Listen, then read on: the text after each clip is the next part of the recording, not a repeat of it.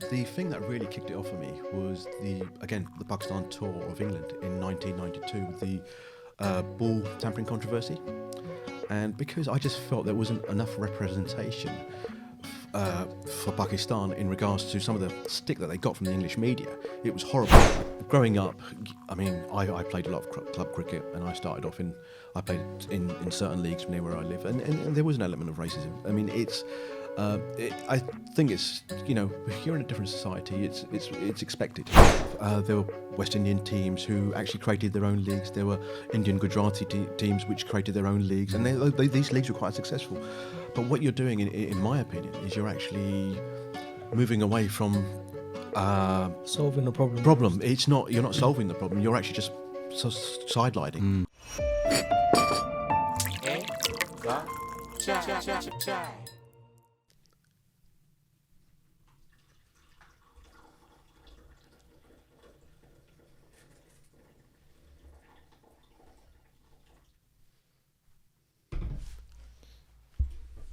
Welcome to Aik Cup Chai Crossing Cultures. This is a vodcast presented to you by the independent Urdu. My name is Shaikh, and this is my co-host Ali.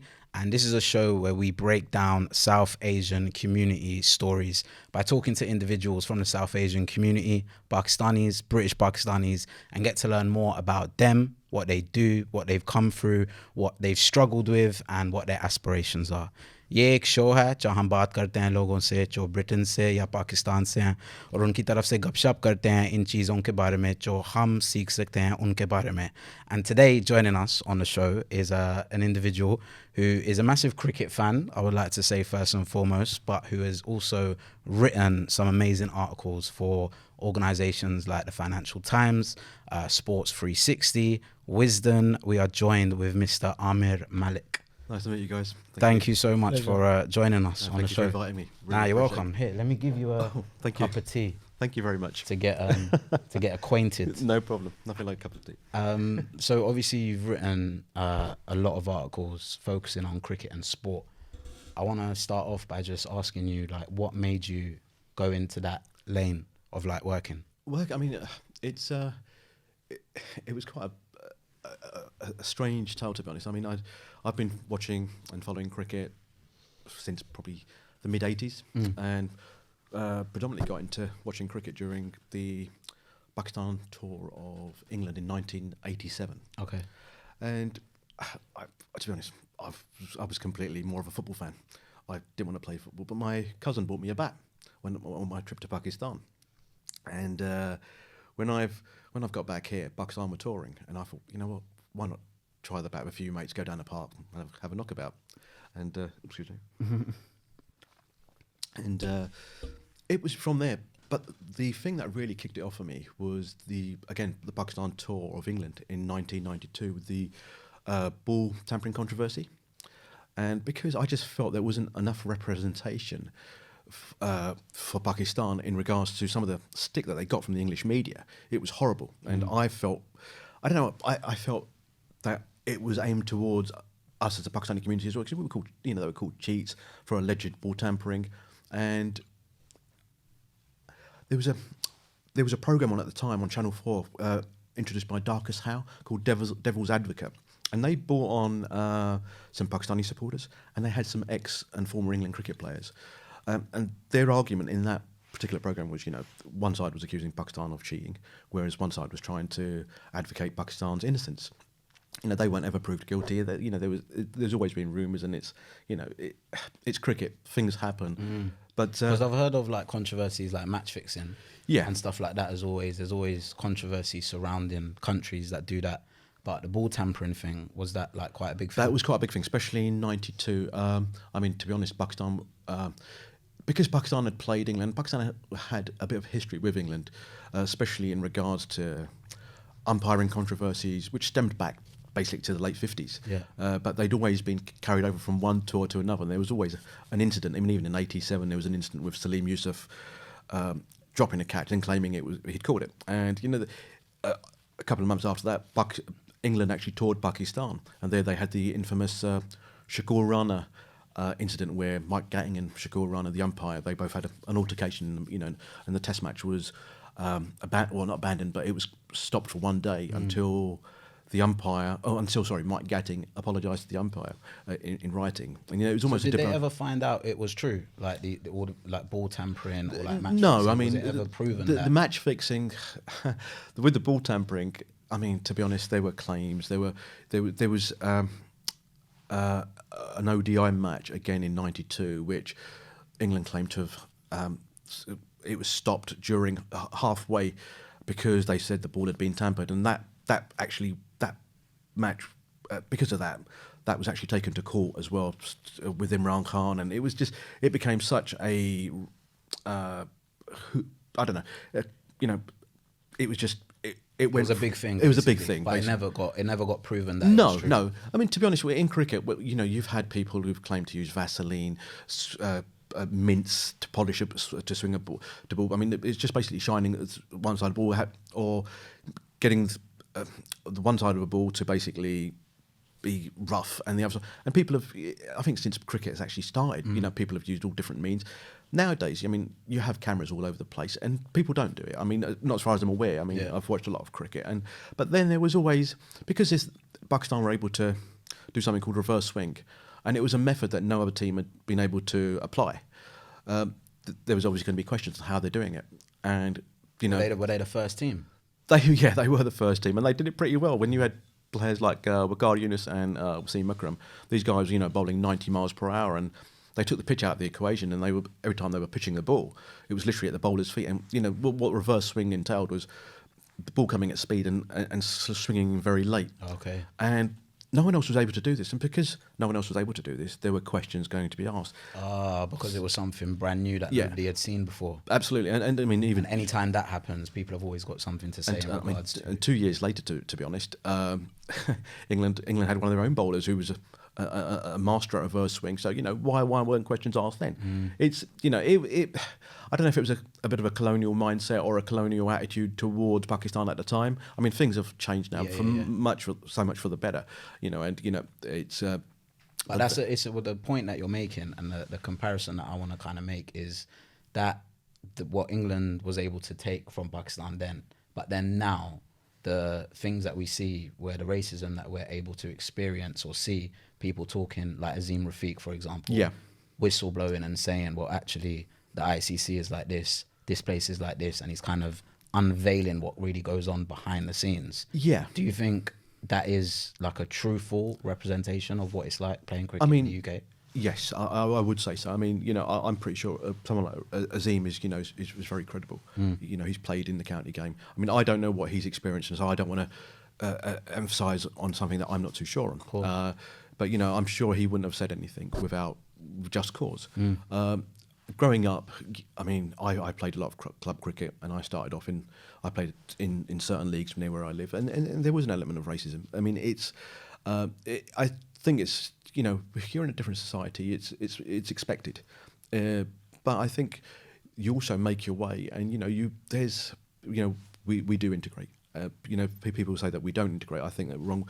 A lot of the Pakistan community where I played, there was quite a few Pakistani people who played cricket, and we mixed in with the English teams, and it was brilliant. There wasn't segregation from, say, like the Pakistani point of view. No, not as far as I played in a club where I was one of 2 or 3 Asian guys, and we were treated absolutely amazing. Not that we should have been. We should have been treated equally, but some of the guys went out their way and to make us feel welcome. And I'm born and bred in England, and I didn't want to be treated any different. I wanted to be treated as everybody else.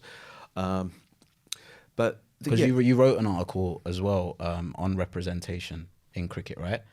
And you was like interviewing someone about it. And the things that I really liked from that was you kind of talking about what representation kind of means now within cricket, when you look at it as like it's such a diverse sport. Yeah. But that even like people who played for like the West Indies and like the black community were also ostracised at certain points. Absolutely. What you did get was where people did feel they were being ostracised, or there was an element of prejudice. A lot of there were West Indian teams who actually created their own leagues. There were Indian Gujarati teams which created their own leagues, and these leagues were quite successful. But what you're doing, in my opinion, is you're actually moving away from solving the problem. It's not, you're not solving the problem, you're actually just sidelining it. And it's I don't think that, I think to move ahead you need to be all part of one group. You know, there shouldn't be an element of an Asian league or a black league or whatever league or an English league. You know, it should all be kind of integrated. Cricket is about bringing people together. Yeah, and that's what it's known for.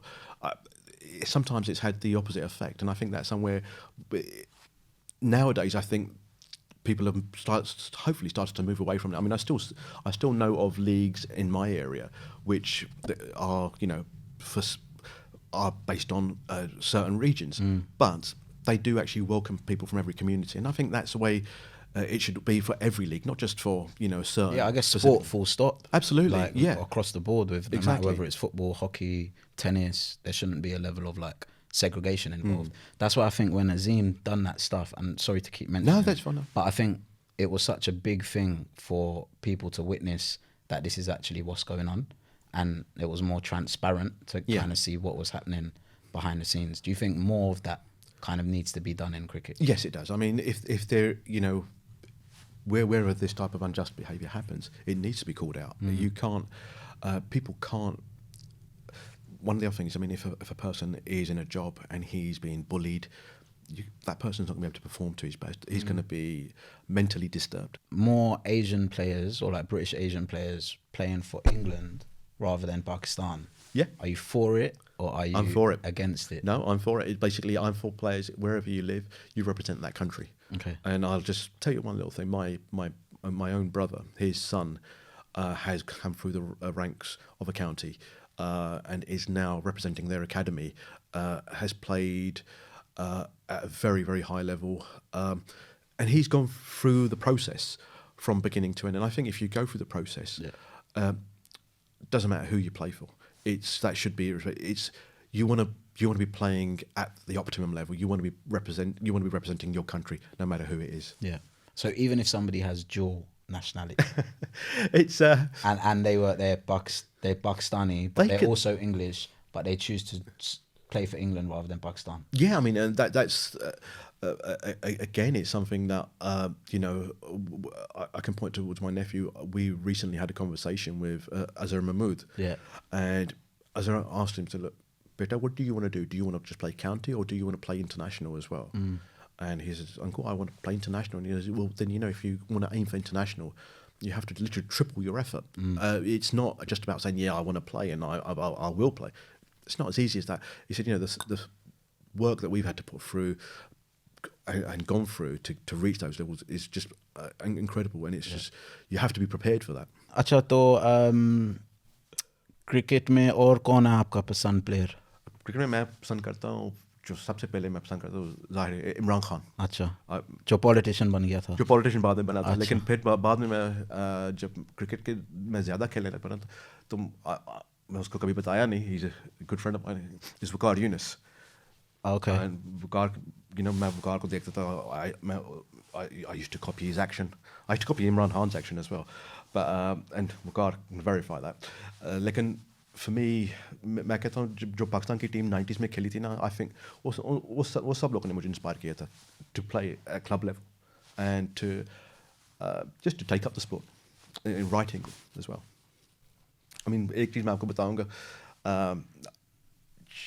जब मैं 97 की बात है तो मैं पहली दफ़ा सकलाइन मुश्ताक को मिला था, तो वो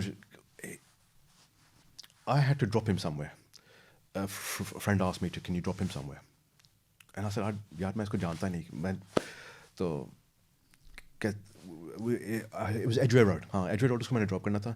तो Edgware Road हम लोग पहुँचे ना, दोनों ही थे बस. तो वो गया, तो वापस आया, कहता यार आमिर आप मुझे किसी बस स्टॉप के ऊपर आप मुझे ड्रॉप कर सकते हैं? मैं कहा यार सकलाइन भाई अभी रात के 1 बजे हैं, तो मैं आपको घर छोड़ के आता. तो हम रास्ते में जा रहे थे, कहते यार आप कहाँ गए? मैं कहा मेरी अम्मी सियालकोट के. तो कहते मैं तो लाहौर का हूँ. तो मैं कहा यार आप पंजाबी बोलते हैं? कहता हाँ. तो मैं कहा यार फिर पंजाबी ਵਿੱਚ ਗੱਲ ਕਰ, क्यों मेरा दिमाग ख़राब ਕੀਤਾ उर्दू ਦੇ ਵਿੱਚ. So you know, he was Saqlain is one of the people जिन्होंने मुझे he वो शुरू से बोलता कहते हैं आमिर आपकी थोड़ी सी क्रिकेट की जो नॉलेज है ना वो अच्छी नॉलेज है, you should आप थोड़ा सा इसको आगे लेके जाएं. And मैं अल्लाह का शुक्र करता हूँ that I've been lucky that मेरे साथ काफ़ी अच्छे दोस्त फैमिली भी मेरे साथ रहे हैं.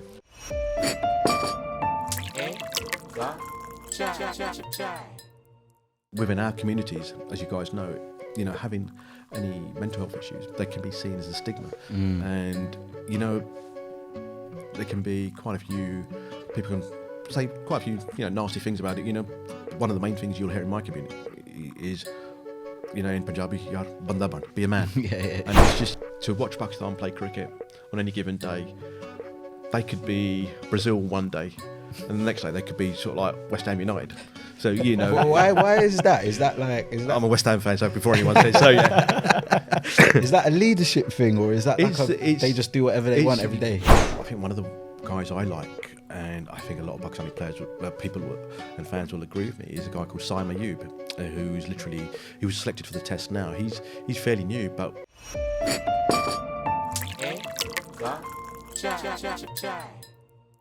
The other aspects and the topic that I really like you discussing and writing about is mental health. Yeah.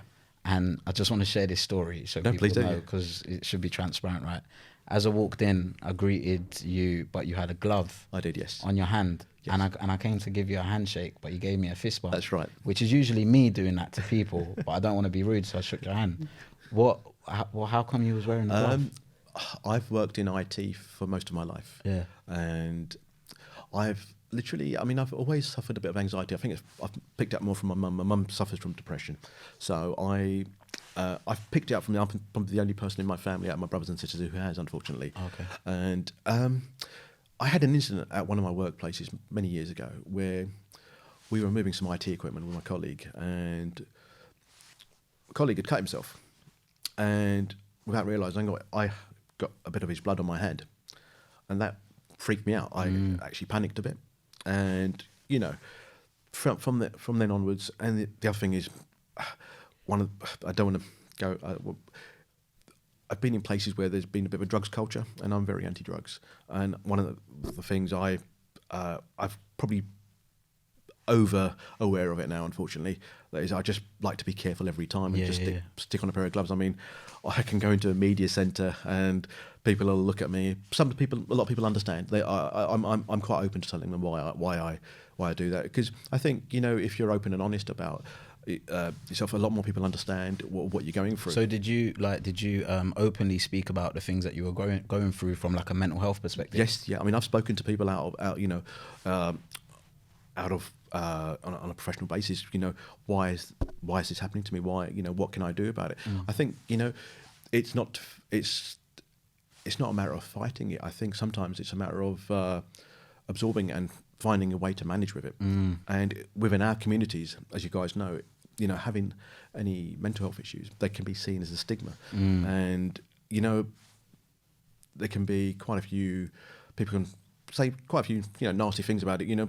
One of the main things you'll hear in my community is, in Punjabi, yaar, banda ban, be a man. Yeah. And it's just, I laugh at it because it's kind of I laugh norm, at it. It's really, isn't it? yeah. How was that growing up though, in the culture that you describe? It was a problem like that is often in our culture seen as they look past things, or they diagnose it with something completely different. They don't understand the actual problem. How was that for you growing up? I mean, to be honest, it happened more in my adult life. I mean, I had spits and spurts of it when I was younger at school. I had, the odd panic attack here and there. Something could trigger me off. When I got older, it mostly happened again. I was more worried about contamination, and that's where it sort of really built upon, unfortunately.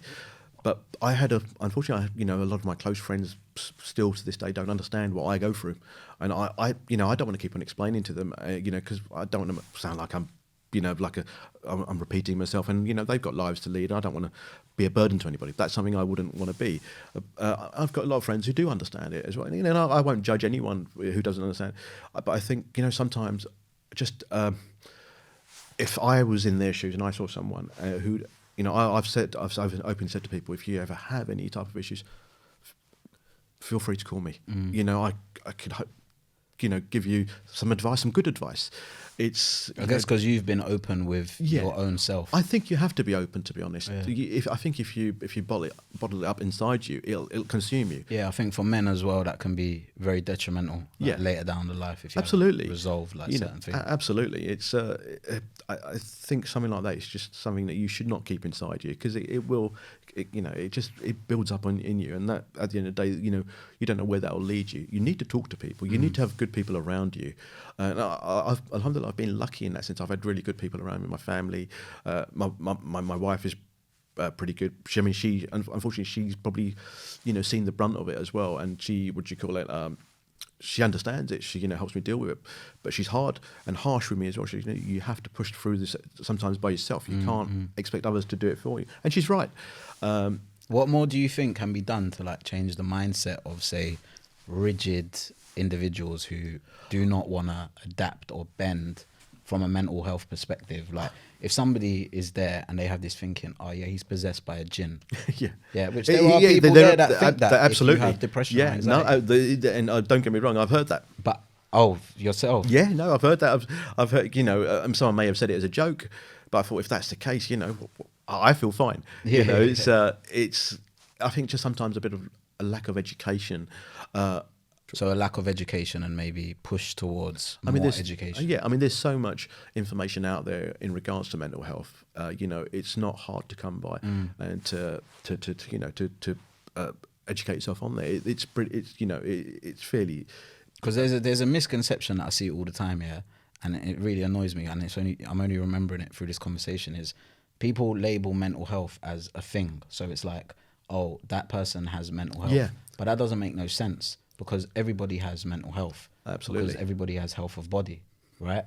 So the moment you're able to analyze what issues are affecting your mental health, that's when you're able to kind of go, okay, maybe I'm suffering from OCD or anxiety or depression or schizophrenia or all of these different aspects. I mean, there are so many avenues open for people to go and get themselves, you know, assessed.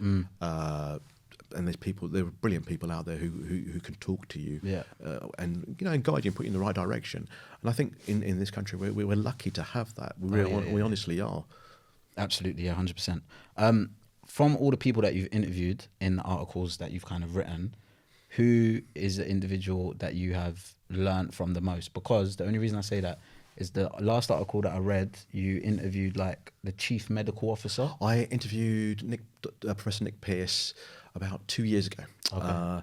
And that was basically due to, because at the time there was a lot of noise regarding COVID, and, you know, how it was impacting people. Was this pre-pandemic or post? No, this was post-pandemic. It was post-pandemic, and I wanted to get an idea of what the players went through, and what they, you know, how they were looked after.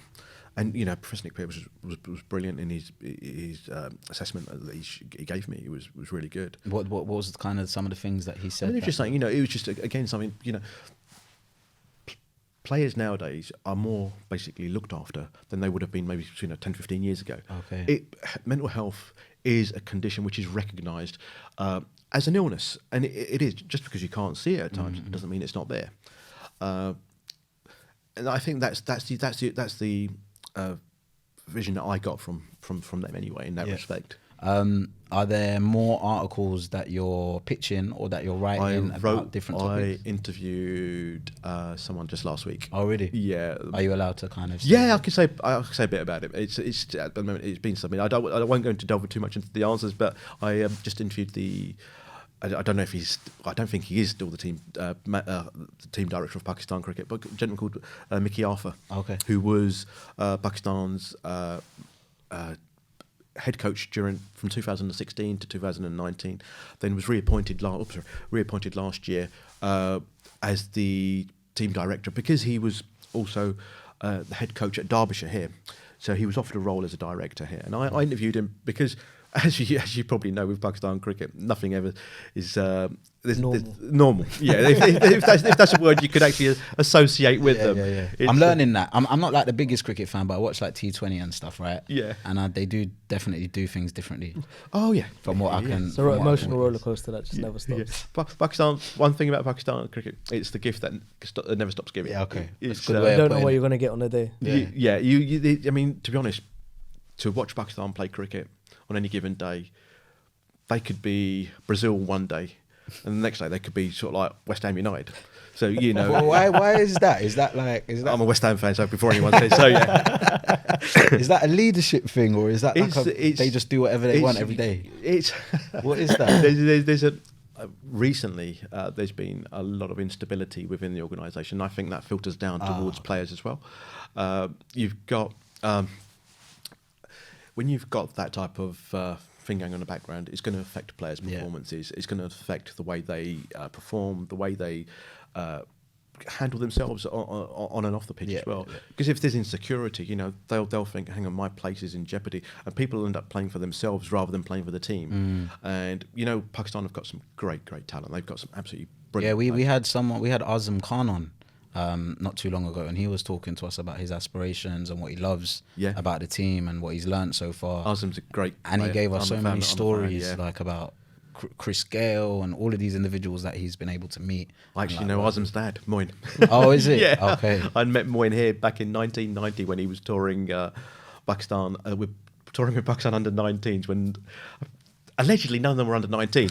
So because all I heard at the time was, guys, make sure you shave your moustaches because we don't want to look like we're too old, basically. And this was quite a funny story at the time. Is there anyone that you've got your eye on as a journalist that you've seen that you're excited for?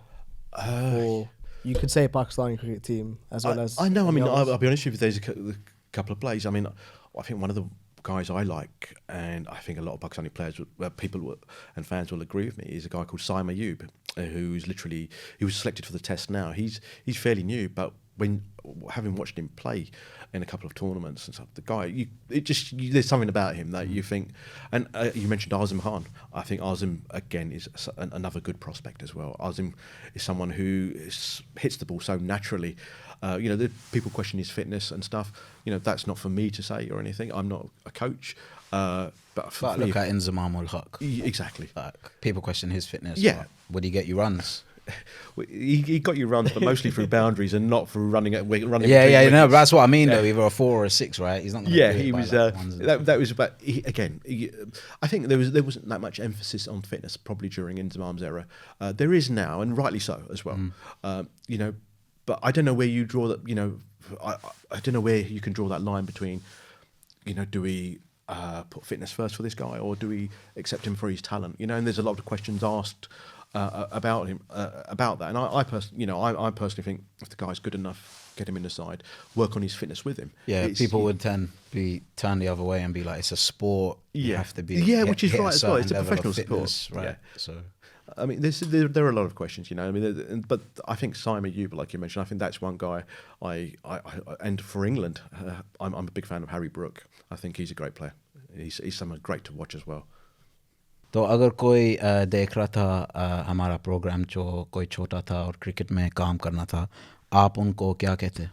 मैं यही बोल सकता हूँ, you know, आप आगे आना चाहते हैं ना, आप don't be afraid, be open. That's what I say. I mean, डरे ना, you know, आप अपनी mind पे ऊपर, you know, if you put your mind to it, आप कर सकते हैं. That's all you need. That's maybe कहीं से, you know, I came from nothing. Passion भी थी एक चीज़ की, and मैंने सोचा यार मैं आगे चल सकता हूँ इस चीज़ के साथ. And I think anyone, if मैं कर सकता हूँ, फिर कोई भी कर सकता है.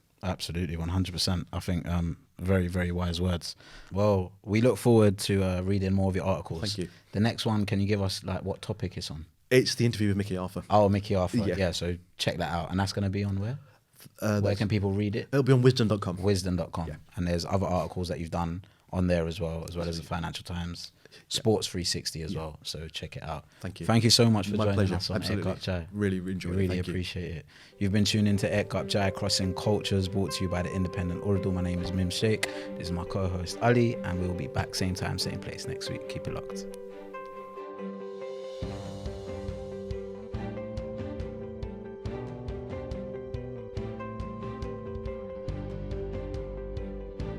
So I'll start off with I got Ask him a question, let him reply in Urdu, and then Yeah. do the message through you. My Urdu's not as strong as it should be. I speak It's Urdu. fine. Nah, I Just think ask your him a Urdu- I question think your and Urdu he's is gonna good. reply in Urdu. Aik Cup Chai.